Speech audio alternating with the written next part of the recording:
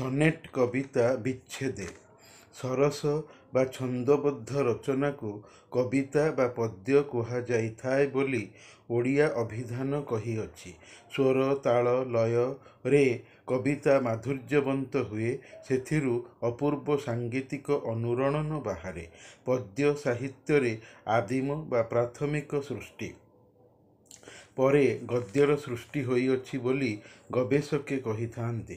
ପ୍ରକୃତିର ବୈଚିତ୍ର୍ୟ ଜନିତ ଉତ୍ସରୁ ପଦ୍ୟର ସର୍ଜନା ସମ୍ଭବିତ। ତେବେ ପଦ୍ୟ ବା କବିତାର ବି ନିଜସ୍ୱ ଶୈଳୀଗତ ବା ରଚନା ଭଙ୍ଗୀଗତ ପ୍ରକାରଭେଦ ପାର୍ଥକ୍ୟ ଅଛି। ବ୍ୟକ୍ତିନିଷ୍ଠ ଏବଂ ବସ୍ତୁନିଷ୍ଠ ହୋଇ ସ୍ଥୂଳରେ କବିତାର ଦୁଇଟି ଭେଦ ଅଛି। କବି ଜୀବନ ଓ ମନକୁ ନେଇ ବ୍ୟକ୍ତିନିଷ୍ଠ କବିତା ଏବଂ ବସ୍ତୁ ବା ପଦାର୍ଥ ସନ୍ଦର୍ଶନରେ ଦେଖିବାରେ କବି ମନର ପ୍ରତିକ୍ରିୟା ପ୍ରକାଶ ହେଉଛି ବସ୍ତୁନିଷ୍ଠ ବା ସବଜେକ୍ଟିଭ କବିତା ବା ପୋଏଟ୍ରିର ସୃଜନ ହୁଏ। ଏହାଛଡ଼ା ଶୈଳୀର ଆଉ ଏକ ପ୍ରକାର କବିତାର ବାହାର ଆକାରଗତ ଭଙ୍ଗୀ, ଯଥା ଚତୁର୍ଦ୍ଦଶ ପଦିକା ବା 14 ଧାଡ଼ି ବିଶିଷ୍ଟ କବିତା ବା ଇଂରାଜୀ ଭାଷାରେ କଥିତ ସନେଟ୍ ଅଛି। ଇଟାଲୀୟ କବି ପେଟ୍ରାର୍କ ସନେଟ୍ କବିତାର ପ୍ରଥମ ପ୍ରୟୋଗକର୍ତ୍ତା ଓ ତାହାର ରଚୟିତା। ଭକ୍ତକବି ମଧୁସୂଦନ ରାଓଙ୍କ ରଚିତ ବିଚ୍ଛେଦେ, ଯାହାକି ତାଙ୍କର ବସନ୍ତ ଗାଥା ନାମକ କବିତା ବହିରେ ଅଛି, ଏକ ସନେଟ୍ ଧର୍ମୀ ଚତୁର୍ଦ୍ଦଶ ପଦିକା ବା ଏ ପୋଏମ୍ ଅଫ୍ 14 ଲାଇନ୍ସ। ଅଷ୍ଟକ ଏବଂ ଷଷ୍ଠକ ହୋଇ ସନେଟ୍ର ଦୁଇଟି ଭାଗ। ଅଷ୍ଟକରେ ସମସ୍ୟାର ବିବୃତ୍ତି ଏବଂ ଷଷ୍ଠକରେ ସମସ୍ୟା ଉପରେ କବିର ମତଦାନ ରହିଥାଏ। ଇଂରାଜୀରେ ଯାହାକୁ ଅକ୍ଟେଭ୍ ଏବଂ ସେଷ୍ଟେଟ୍ କୁହାଯାଏ। ପୁଣି ସେଷ୍ଟେଟ୍ର ପ୍ରତି 3 ଧାଡ଼ିକୁ ତ୍ରିପଦିକା ବା ଟେରେସେଟ୍ କହନ୍ତି। ସନେଟ୍ର ଏହା ହିଁ ରଚିତ ଭଙ୍ଗୀ ବା ବିଧି। ମଧୁରାଓ ଓଡ଼ିଆ ପଦ୍ୟରେ ପ୍ରଥମ ସନେଟ୍ର ପ୍ରୟୋଗକର୍ତ୍ତା ବୋଲି ସମୀକ୍ଷକେ କହିଛନ୍ତି। ବିଚ୍ଛେଦ ଏକ ଜୀବନର ଭାବଧର୍ମୀ ସନେଟ୍। ଭୂମି, ଗଗନ, ବାୟୁ, ନିଆଁର ସ୍ରଷ୍ଟା ଓ ଅଧିକାରୀ ନାମଧାରୀ ଭଗବାନ ବା ଅଲ୍ଲାହ ବା ଖୋଦ୍ ବା ଆପଣାଜାତ ଖୋଦା ତାଙ୍କର ଦିବ୍ୟ ପବିତ୍ର କୋରାନ୍ ଗ୍ରନ୍ଥରେ କହିଛନ୍ତି। ଏକଦା ସେ ତାଙ୍କର ଦେବଦୂତ ଫରିସ୍ତାଙ୍କୁ ଏଞ୍ଜେଲମାନଙ୍କୁ ଶୁଣାଇ କହିଲେ, ମୁଁ ଜମିନ୍ ଭୂମିରେ ମୋର ନାଏବ ବା ପ୍ରତିନିଧି ତିଆରି କରି ଛାଡ଼ିବି। ଦେବଦୂତମାନେ କହିଲେ, କ'ଣ ବାସକାରୀ ବସର ମନୁଷ୍ୟକୁ ଛାଡ଼ିବୁ, ଯିଏକି ଭୂମିରେ ଯାଇ ଫିସାଦ ବା କଳି ତକରାଳ କରିବ, ରକ୍ତପାତୀ ହେବ ହତ୍ୟା କାମ ଦ୍ୱାରା? ସେହି ଜୀବଶ୍ରେଷ୍ଠ ବା ଅସ୍ରଫୁଲ୍ ମଖଲୁକାତ୍ ମଣିଷକୁ ମାଟିର ମୂର୍ତ୍ତିରୁ ଜୀବନ୍ୟାସ ଦେଇ ତିଆରି କରି ଛାଡ଼ିଲେ, ହେଲେ ଭୂମି ଜମିନରେ ତାକୁ ସୁଖୀ ଦୁଃଖୀ ଦୁଇ ଜୀବନ ପରିଣତିକ ମନୋଭାବ ଦେଇ ଛାଡ଼ିଲେ, ବସତି କରାଇ ଯେ ମଣିଷ ସମ୍ପୂର୍ଣ୍ଣ ସୁଖ ବା ସୁଖକର ଜୀବନ ବିତାଇ ପାରିନାହିଁ, ଏଥିପାଇଁକି ଯେ ଦୁଃଖୀ ହେଲେ ମଣିଷ ବେଶୀ କରି ତାଙ୍କୁ ପୂଜା ଆରାଧନା ଦ୍ୱାରା ମନେ ପକାଇବ, ସେ ଏଭଳି ମଣିଷଠାରୁ ଭୁଲି ହେବେ ନାହିଁ। ଅତିଶୟ ଦୁଃଖରେ ଥାଇ ଗାଳି ଦଉ ତଥାପି ମନେ ପକାଇବ ତ? ସୁଖରେ ମଣିଷ ନଶ୍ୱର ସଂସାର ଆସକ୍ତ ମୋହମାୟାଗ୍ରସ୍ତ ହୋଇଯାଇ ଭଗବାନଙ୍କୁ ସହଜରେ ବା ଅବଲୀଳାକ୍ରମେ ଭୁଲି ଯାଇଥାଏ। ପୁଣି ଭଗବାନ ଅଲ୍ଲାହ ସେହି କୋରାନରେ କହିଛନ୍ତି, ମୁଁ ସବୁ ଜିନିଷର ଦୁଇଟା କରି ଯୋଡ଼ା ବା ହଳ ତିଆରି କରିଛି, ସେଥିମଧ୍ୟରୁ ସୁଖ ଏବଂ ଦୁଃଖ ଅଛନ୍ତି, ଯାହାକି ମଣିଷ ଜୀବନରେ ଭୋଗେ। କବି ଗଙ୍ଗାଧର ତାଙ୍କର ପ୍ରଣୟବଲ୍ଲରୀ ନାମକ କାବ୍ୟରେ କହିଛନ୍ତି, ସୁଖ ଦୁଃଖ ଚିର ନୁହଁଇ ଜଗତେ ସଭିଙ୍କର ଅଛି କ୍ଷୟ, ଆଜି ଯା ବଦନ ହରଷରେ ପୂର୍ଣ୍ଣ କାଲିକି ବିଷାଦମୟ। ସଂସ୍କୃତରେ କଥା ଅଛି, ଚକ୍ରବତ୍ ପରିବର୍ତ୍ତନ୍ତେ ଦୁଃଖାନି ସୁଖାନି ଚ, ଅର୍ଥାତ୍ ଜୀବନ ଚକ୍ରରେ ସୁଖ ଦୁଃଖ ବଦଳି ବଦଳି ହୋଇ ଆସିଥାନ୍ତି। ପୂଜା ନାମକ ଓଡ଼ିଆ ସିନେମା 1981ର ଗୀତଟିଏ ଅଛି, ସୁଖ ତ ଏଠି ଚହଲା ଢେଉ, ଆସେ ପୁଣି ଯାଏ, ହସେ ଯେ ଏଠି ଜହର ପିଇ, ସେଇ ଏକା ଜିଏ। ହିନ୍ଦୀ ସିନେମାର ଗୀତ ହେଲା, ଆଁସୁ ଭରି ହେ ये जिंदगी की राहें, कोई उनसे कह दे हमें भूल जाए। ଦୁଃଖରେ ମରଣରେ ଜୀବନକୁ ବିଚ୍ଛେଦ ଆସିଥାଏ। ମୃତ୍ୟୁକୁ ଖୋଦା ଏଥିପାଇଁ ତିଆରି କରିଛନ୍ତି କି କାମ କରିବା ଦୃଷ୍ଟିରୁ ଭଲ ମଣିଷ କିଏ ମଲା ପରେ ମଣିଷକୁ ପୁଣି ଥରେ ଜୀବନ ଦେଇ ଶରୀର ଓ ମନରେ ତାଠାରୁ ଜବାବ ତଲବ ବା ଆଦାୟ କରିବେ। ତାକୁ ଦେଖାଇ ଦେବେ କି ତୋର ନଶ୍ୱର ସଂସାରର ପ୍ରଥମ ଜୀବନର କର୍ମର ହିସାବ ଏତିକି ଭଲ କାମ ଆଉ ସେତିକି ମନ୍ଦ କାମ ତୁ କରି ମୋ ପାଖକୁ ଏକୁଟିଆ ଆସିଛୁ। ଦେଖେଇ ଦେବେ ସିନେମା କରି, ଆଉ ଉଲୁଗୁଣା ମଧ୍ୟ ଦେବେ ମନ୍ଦ କାମ ସଜାର ଶାସ୍ତି ପ୍ରାପ୍ତ କରାଇ। ଅଲ୍ଲାହ ସବୁକିଛି କରିପାରନ୍ତି ବୋଲି ନିଜେ କହିଛନ୍ତି ଏବଂ ମଣିଷ ବି ଜାଣେ ସର୍ବଶକ୍ତିମାନ ବା ଅଲମାଇଟିର ନାମକ ମାନ୍ୟତା ଭଗବାନଙ୍କୁ ଦିଆଇ। ଭକ୍ତ କବି ମଧୁସୂଦନ ରାଓଙ୍କର ପୂର୍ବପୁରୁଷମାନେ ମହାରାଷ୍ଟ୍ରରୁ ଓଡ଼ିଶାକୁ ଆସି ଓଡ଼ିଶାରେ ସ୍ଥାୟୀ ବସତି ସ୍ଥାପନ କରି ରହିଯାଇଥିଲେ। ସେ ଭୋଁସଲା ବଂଶଜ। ପୁରୀ ଜିଲ୍ଲାର ଗୋପ ଥାନାରେ ମଧୁସୂଦନ ରାଓଙ୍କ ବାପା ଜଣେ ପୁଲିସ କର୍ମଚାରୀ ଥିଲେ। ପୁରୀ ସହରର ପଥୁରିଆ ସାହିରେ ଜନ୍ମିଥିଲେ। କବିବର ରାଧାନାଥ ରାୟ ମଧୁରାଓଙ୍କୁ ପୁରୀ ଜିଲ୍ଲା ସ୍କୁଲରେ ପାଠ ପଢ଼ାଇଥିବାରୁ ମଧୁରାଓଙ୍କୁ ଛାତ୍ର ରୂପେ ପାଇଥିଲେ। ଉଭୟ ଗୁରୁ ଓ ଶିଷ୍ୟ ଏକାଠି ମିଶି କବିତାବଳୀ ବାହାର କରିଥିଲେ। ଏଫ୍.ଏ. ପାଠ ପଢ଼ି ମଧୁସୂଦନ ରାଓ ଶିକ୍ଷକତାକୁ ଜୀବନର ବୃତ୍ତି କରିଥିଲେ। ଶିକ୍ଷା ପରିଦର୍ଶକ ହୋଇଥିଲେ। ପାଠ୍ୟପୁସ୍ତକର ରଚୟିତା ହୋଇ ବର୍ଣ୍ଣବୋଧ, ବାଳବୋଧ, ସାହିତ୍ୟ କୁସୁମ, ସାହିତ୍ୟ ପ୍ରସଙ୍ଗ ଲେଖିଥିଲେ। ବର୍ଣ୍ଣବୋଧ ପୁସ୍ତିକାଟି ମଧୁସୂଦନଙ୍କୁ ଅତିରୁ ଅତିଶୟ ଲୋକପ୍ରିୟ କରାଇଥିଲା। ମଧୁସୂଦନ ରାଓ ଜଣେ ପାଠ୍ୟାନ୍ତର୍ଗତ ସାହିତ୍ୟିକ।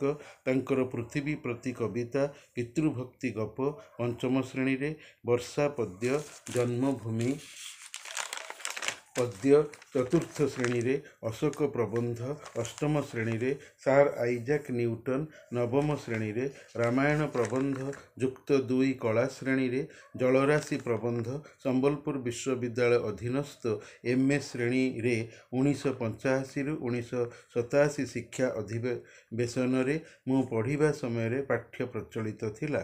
ଡକ୍ଟର କୁମୁଦ ରଞ୍ଜନ ପାଣିଗ୍ରାହୀ ସାର୍ ପଢ଼ାଇଥିଲେ। କଟକର ଭକ୍ତମଧୁ ବିଦ୍ୟାପୀଠର ସେ ପ୍ରାଣପ୍ରତିଷ୍ଠାତା ଥିଲେ। ମଧୁସୂଦନ ରାଓ ମୂଳ କବିତା ହଜି ନାହିଁ ଯାର କେଭେ କିଛି ହିଁ ରତନ, ଏ ମର୍ତ୍ତ୍ୟ ସଂସାରେ ସେହି ଦିନ ଅକିଞ୍ଚନ। ସେ ପୁଣି ଦରିଦ୍ରତର ହରାଇ ରତନ, ଏ ଭବ ଭବନେ ତାହା ପାଶରେ ଯେ ଜନ।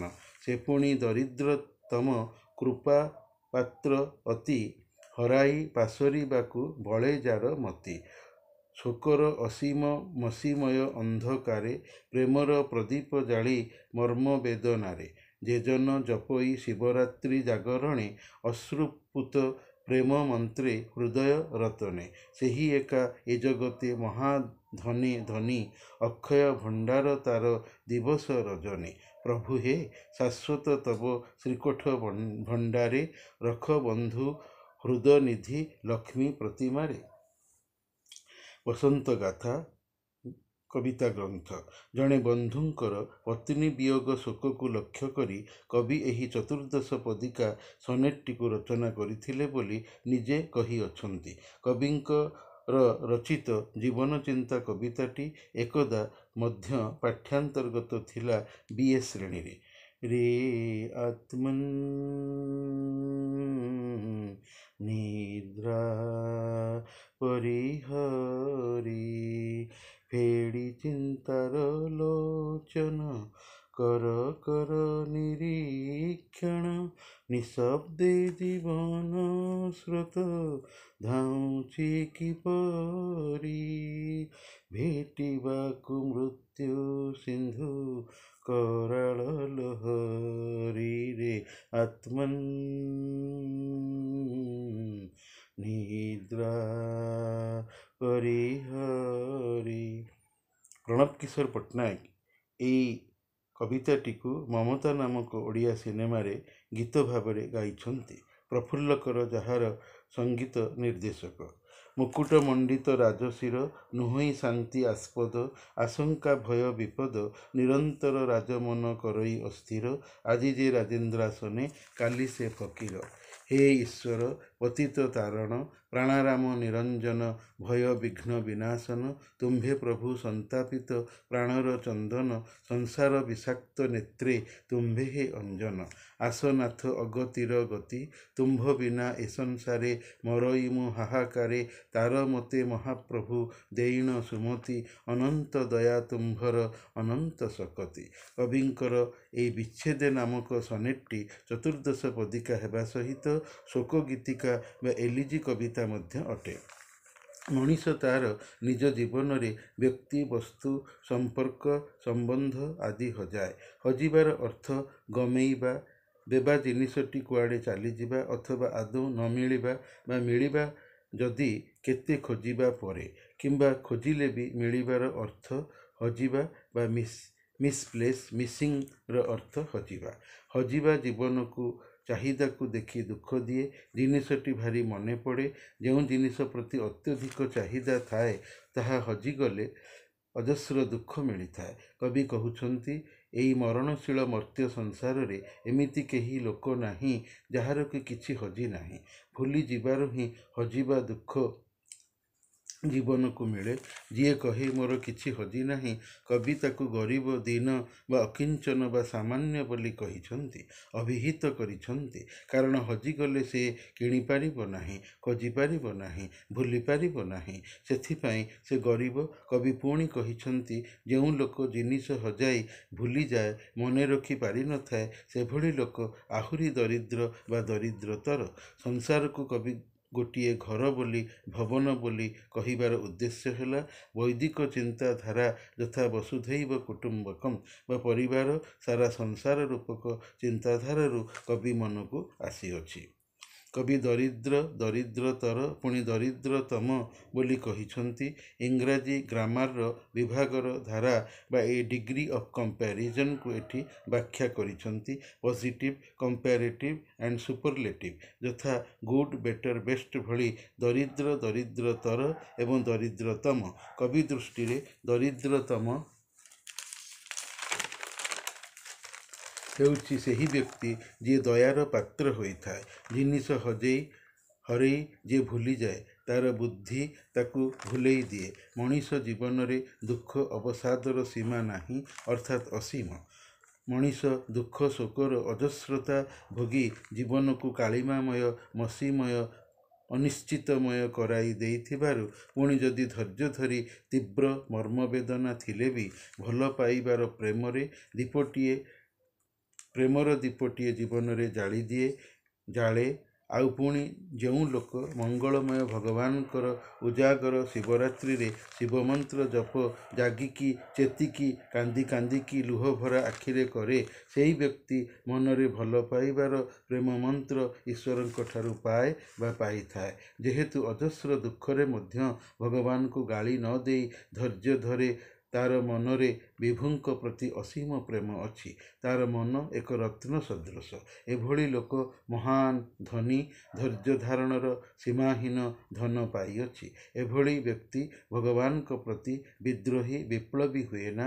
ବିଦ୍ରୋହୀ ବିପ୍ଳବୀ ହୋଇଥିଲେ କ୍ଷଣିକ ପାଗଳାମୀ କ୍ରୋଧର ଶିକାର ହୋଇ ନିଜର ଆହୁରି ଅଧିକ କ୍ଷତି କରିଥାନ୍ତା। କ୍ରୋଧ ବୁଦ୍ଧିଭ୍ରଷ୍ଟ କରିଦିଏ। ମଣିଷ କିଂକର୍ତ୍ତବ୍ୟ ବିମୂଢ଼ ହୋଇଯାଏ। କ'ଣ କରିବ ଜାଣିପାରି ନଥାଏ। ଅସୀମ ଧୈର୍ଯ୍ୟ ଦୁଃଖ ବିପଦ ବେଳେ ଧରିବା ସହଜ କଥା ନୁହେଁ। ଦୁଃଖ ବେଳେ ମିଠା କଥା କହିବା ସହଜ କଥା ନୁହେଁ। ଅସାଧାରଣ ଲୋକ ହିଁ କରିଥାନ୍ତି। କବି ଶିବଭକ୍ତ ଥିବାରୁ ତାଙ୍କୁ କହିଛନ୍ତି ତୁମକୁ ଜପି ଧ୍ୟାନ କରି ଭକ୍ତ ପ୍ରେମର ଅସରନ୍ତି ଭଣ୍ଡାର ବା ତୁମର ଅଶେଷ ପ୍ରେମ ପାଏ।